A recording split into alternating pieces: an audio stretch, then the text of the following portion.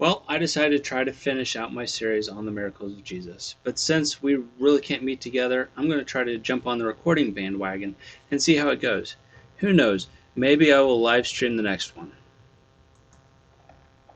We are going through the miracles of Jesus, and today we're going to talk about the 5 W's of the paralyzed man. This miracle is recorded in 3 of the 4 Gospels. John is the only one who doesn't record this one. We'll be reading the Mark version, which is Mark 2, 1 through 12. And this can also be found in Matthew 9 and Luke 5. Let's go ahead and read the Bible, Mark 2, 1 through 12.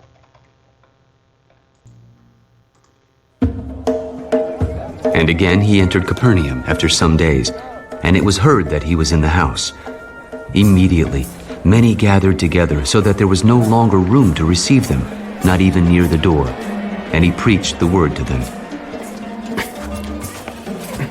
Then they came to him, bringing a paralytic who was carried by 4 men. And when they could not come near him because of the crowd, they uncovered the roof where he was. So when they had broken through, they let down the bed on which the paralytic was lying. When Jesus saw their faith, he said to the paralytic, "Son, your sins are forgiven you." And some of the scribes were sitting there and reasoning in their hearts, "Why does this man speak blasphemies like this? Who can forgive sins but God alone?"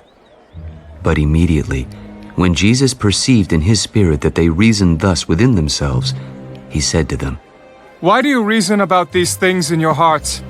Which is easier to say to the paralytic, "Your sins are forgiven you," or to say, "Arise, take up your bed and walk"? But that you may know that the Son of Man has power on earth to forgive sins, I say to you, arise, take up your bed, and go to your house. Immediately he arose, took up the bed, and went out in the presence of them all, so that all were amazed and glorified God. We never saw anything like this.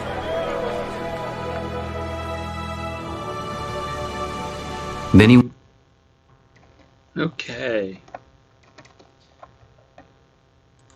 So that was Mark 2, 1 through 12.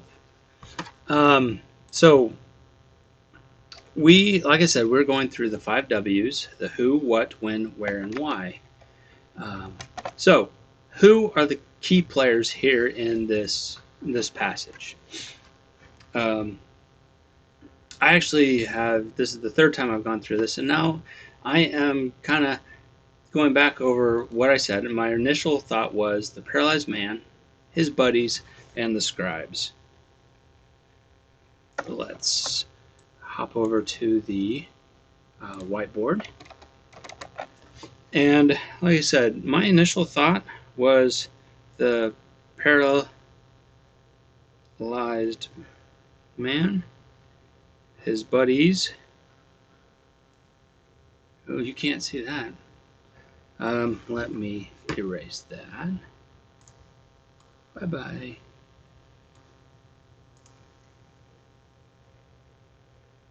His buddies and the scribes.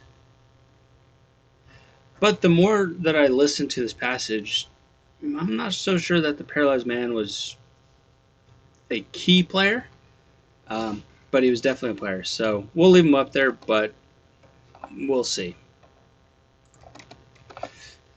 So those are the key players. So what happened in this verse, or in this passage? Jesus had finally come back home. He had been traveling around the Sea of Galilee. He had just finished healing the demon-possessed guys and was rejected by the people of the Gergesene. He got in a boat and came home. By this point in his career, he was well known. Crowds were forming and following him wherever he went. He probably tried to sneak back home to get some rest before he continued. Remember, Jesus is just as human as we are. And he probably needed his rest, and maybe even more so. But with someone as famous as Jesus, it was only a matter of time before someone would spot him and the crowds would come. And this happened. Mark suggests that it was just a few days before the crowds became almost unbearable. They were definitely not practicing social distancing. So the word got around to either the paralyzed man or, one of his buddies and friends that Jesus was in town.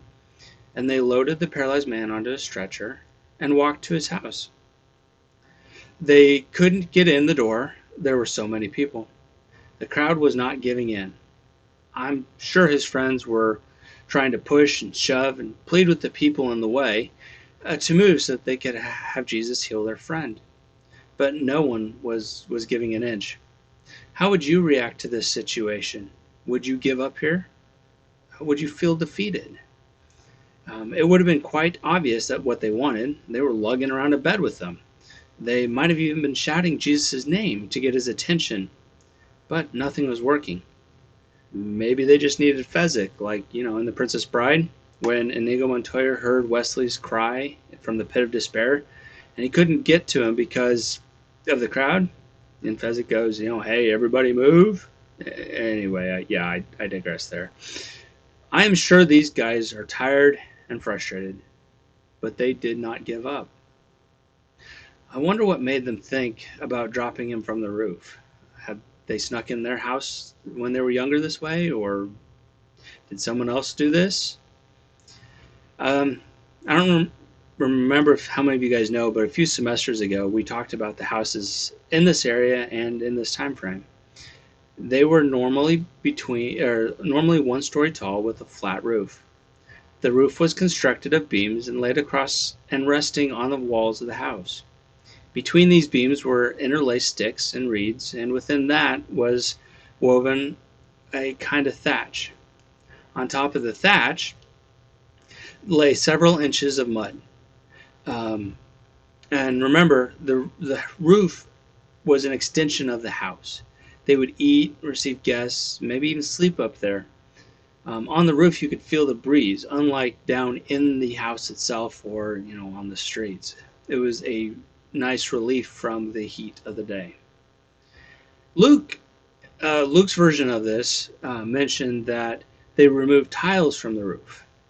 And remember, Capernaum was an upscale village, so the use of baked tiles is a possibility here instead of just caking mud on top. Either way, these four friends ripped up the roof for a large enough area to let their friend down on his bed. But what was the first thing that Jesus did? He didn't heal the guy. Let's look at Mark 2 real quick. Let's see, Mark 2, verse 5. When Jesus saw their faith, he said to the paralytic, "Son, your sins are forgiven."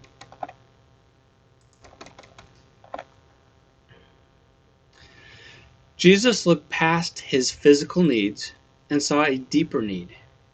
And if you notice, he used a term of endearment here. He said, "Son."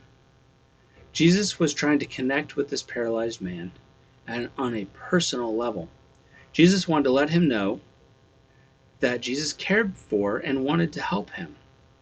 He wanted to help him in all areas of his life, not only the physical side, but also the spiritual side.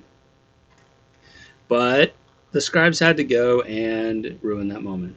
They started thinking in verse 7, why does this man speak blasphemies? The Jewish people held that God could only forgive sins. So when Jesus said, "Your sins are forgiven," they took that to mean that he was equating himself with God. Or, since he looked human, that he was bringing God down to a human level. Either way, this was a big no-no for the Jews. Jesus asked them an interesting question in verse 9. Let's see if we can get that up there. Which is easier to say to the paralytic, "Your sins are forgiven you," or to say, "Arise, take up your bed, and walk"? Let's think of this question as Jesus would have asked it. He was in the midst of his enemies who were looking for a reason to kill him. Claiming to be God was almost a certain death sentence. but it is also impossible for someone other than God to heal. So in order to prove that he was God and that this guy's sins would be forgiven, he healed him. And so the guy immediately took up his bed and left. So the what would be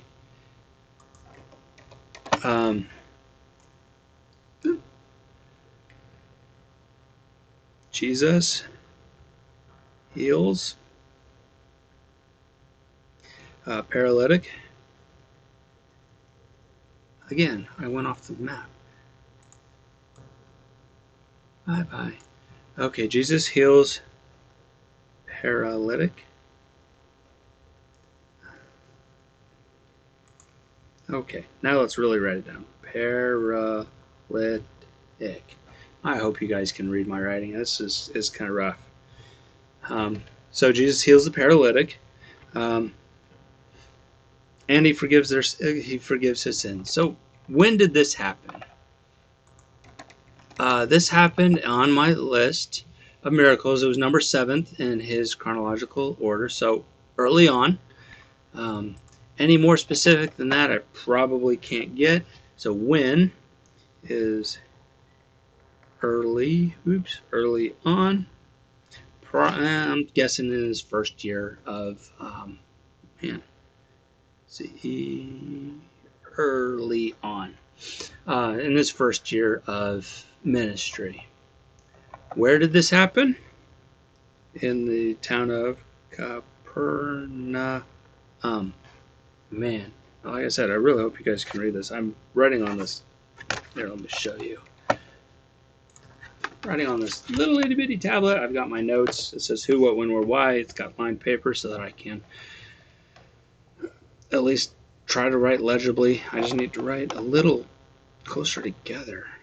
Anyway, so that's the who, the paralyzed man. What? Jesus heals the paralytic and forgives his sins.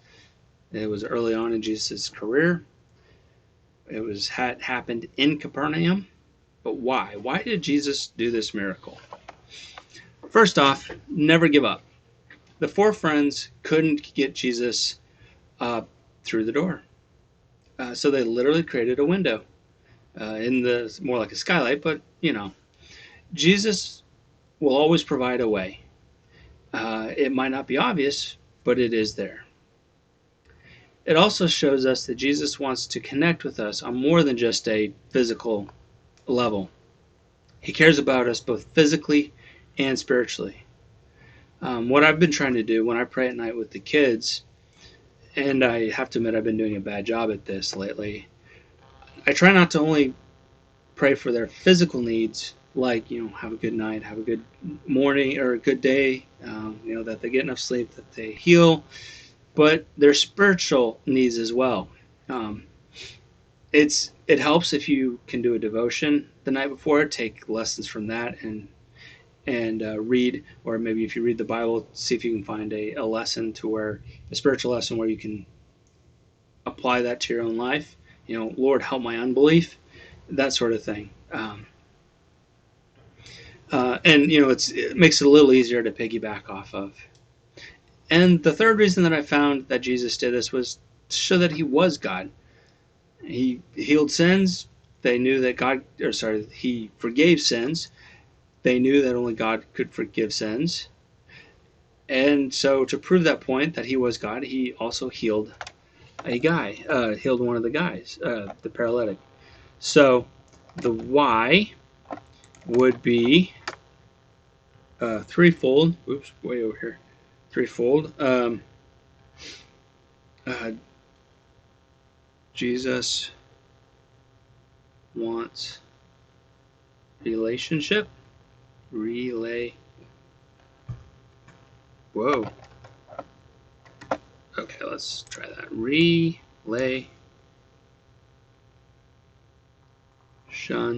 Oh, whoops. I hope this will get better as time goes on, because it's kind of embarrassing. Ship. Jesus wants relationship. never give up, and that he was God. Okay. Whoa, that didn't work. Never give up.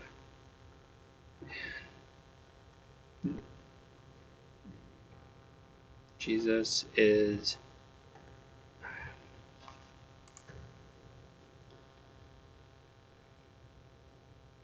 yeah, today is not a good day for me. And spelling or writing is God.